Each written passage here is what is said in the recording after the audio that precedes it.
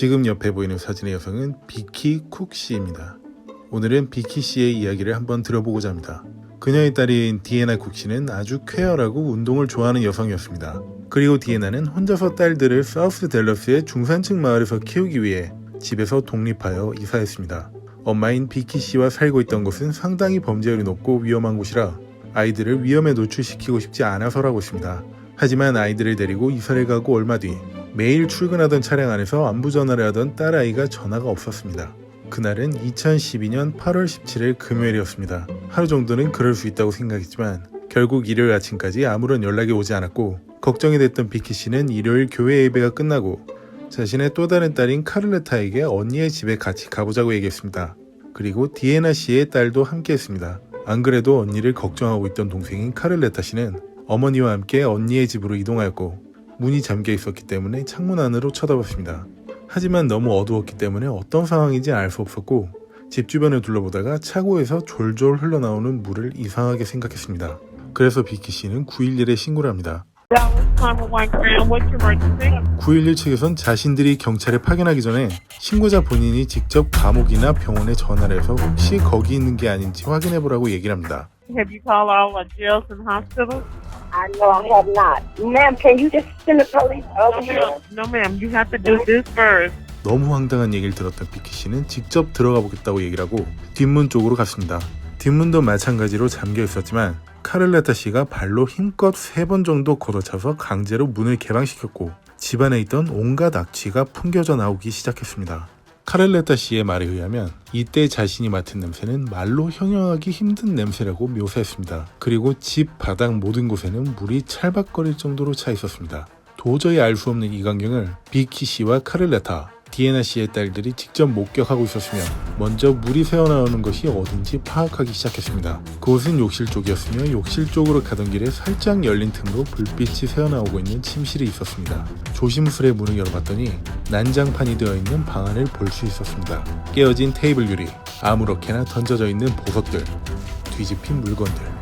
이 4명 중 누가 봐도 디애나 씨가 몸싸움을 했다는 흔적으로 알 수 있었고 911과 통화 중이던 비키 씨는 이 상황을 곧바로 얘기했습니다. Something happening here.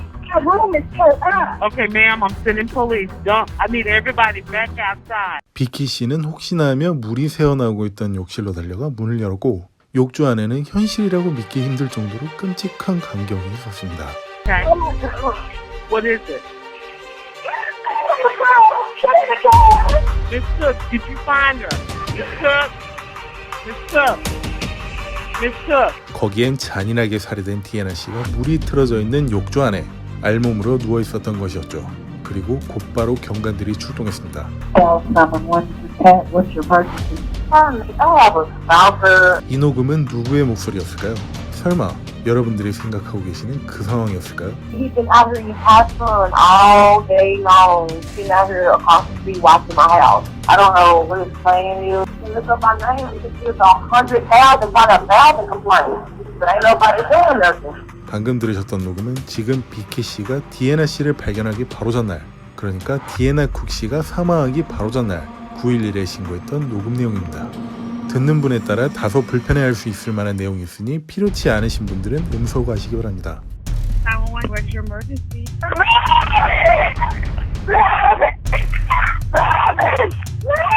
Hello? Do you need police car or ambulance? I need an address. What is wrong with you? Please, I'm not doing nothing. Please, baby. Please, don't take me out. Don't take me out, please. Please, don't take me out. Please. Don't take me out, please. We're the police. I'm not doing nothing to you. We're the police. No! Archie. Archie. Archie.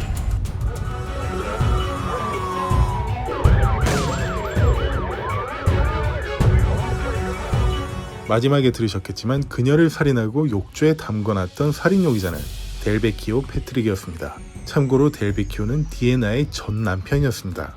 델베키오의 시도 때도 없는 가정폭력으로 인해 이혼을 했던 상태였고 이혼을 하고 나서도 디애나가 살던 집 쪽으로 와서 스토커처럼 행동했던 것이었죠. 하지만 충격적이었던 건 이 상황에서도 가만히 듣고 있다가 마침내 잠잠해지고 난 뒤 911 교환원의 한마디였습니다. Hello, ma'am. Do you need police fire ambulance? 여러분들께서 지금 생각하고 계시는 것처럼 맞습니다. 이 교환원은 이런 끔찍한 통화 내용을 듣고도 즉각적인 조치를 취하지 않았습니다. 디애나 씨의 비명소리, 델베키오의 죽이겠다는 협박조의 말을 듣고 했던 말이 고작 이것이었습니다. What's your emergency? 지금 이 상황이 긴급 상황이 아니라면 대체 뭐가 긴급 상황이었던 것일까요? 이곳 댈러스 911 센터에서는 첫째, 비키 씨가 신고 전화했을 때도 그랬고, 둘째, 디애나 씨가 사망하기 전 가정폭력으로 수천 건의 신고건이 있던 내역도 그랬고, 셋째, 델베키오가 마침내 디애나를 살해하던 날도 태도는 한결같았습니다. 전혀 적극적이지 않았고 오히려 그냥 방관자일 뿐이었죠. 어쨌든 디애나 씨의 끔찍한 신고 전화가 온 뒤 경관들은 현장에 50분 만에 도착했습니다. 참고로 재판에서 얘기했지만 해당 교환원은 늦었던 이유에 대해 이렇게 설명했습니다. 첫째로 유선 전화가 아닌 휴대폰으로 연락이 왔기 때문에 정확한 위치를 파악할 수 없었고, 그로 인해 이전 신고 내용들을 모두 조회하면서 주소를 파악해야 했던 점. 둘째로 출동할 수 있는 병력이 너무나도 부족한 상태였음. 출동 시간이 늦었던 일이야 어찌되었던 간에 경찰들이 현장에 도착했다고 기록되어 있었지만 디애나 씨는 대체 왜 발견되지 않았었던 것일까요? 객관적으로 판단해보자면 경관들은 강력 사건이 발생한 곳에 신고 당사자를 만나서 괜찮은지 혹은 무슨 일이 있었던 것인지를 물어보는 게 맞겠죠. 하지만 현장에 도착했던 경관들은 법정 증인으로 참석했을 때 이렇게 증언했습니다.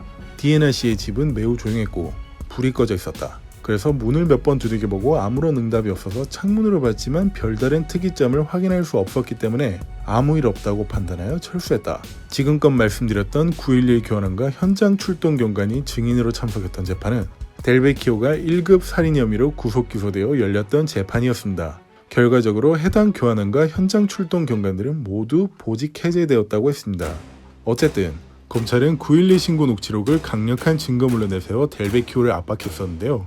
딸의 시체를 가장 먼저 발견했던 비키 씨는 증인으로 참석하여 같이 녹취록을 듣고 난 뒤 검사가 질문했던 사항에 대해 답변을 진행했습니다.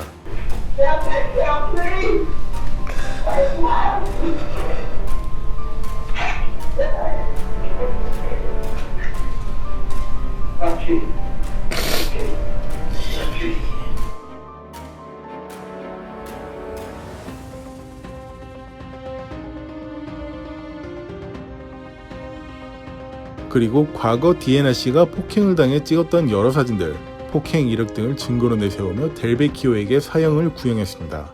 하지만 델베키오 자신은 변호사를 통해 이렇게 얘기했습니다. 디애나는 마약 중독자였고 나는 그녀의 집이 어디 있는지도 모른다. 이 통화 내용은 혼자서 1인 2역을 하며 녹음했던 것일 테고 그 뒤에 자신의 목을 졸라서 자살했을 것이다. 그리고 디애나의 딸이 델베키오에 의해 학대를 당했다는 과거 사실을 입증하는 증인으로 참석했을 때 델베키오는 딸에게 가운데 손가락을 먹이기도 했다고 합니다. 결국 판사와 배심원단은 델베키오를 재활용 불가능한 쓰레기로 판단했고 사형 판결을 내렸습니다. 하지만 디애나 씨의 유가족들은 미래에 또 이런 안타까운 일이 발생되지 않도록 댈러스 시를 상대로 민사소송을 했습니다. 왜냐하면 긴급 상황에 투입할 인원이 너무 적고 1900년대에나 사용할 법한 구식 장비들로 운영되고 있었기 때문이었죠. 결국 유가족들로 인해 댈러스 911 비상대응 시스템은 최신식으로 모두 교체했으며 직원 수는 크게 늘렸습니다. 지금 현재 댈러스 911 시스템의 변화에 크게 일조한 것은 모두 디애나 씨의 유가족 덕분이라고 생각하시면 될 듯합니다. 그리고 사망한 디애나 씨의 신고 전화를 직접 받았던 911 교환원은 법정에서 자신을 이렇게 소개했습니다. 자신도 가정폭력의 생존자였다고 말이죠. 이상 쇼킹TV 동순이었습니다. 감사합니다.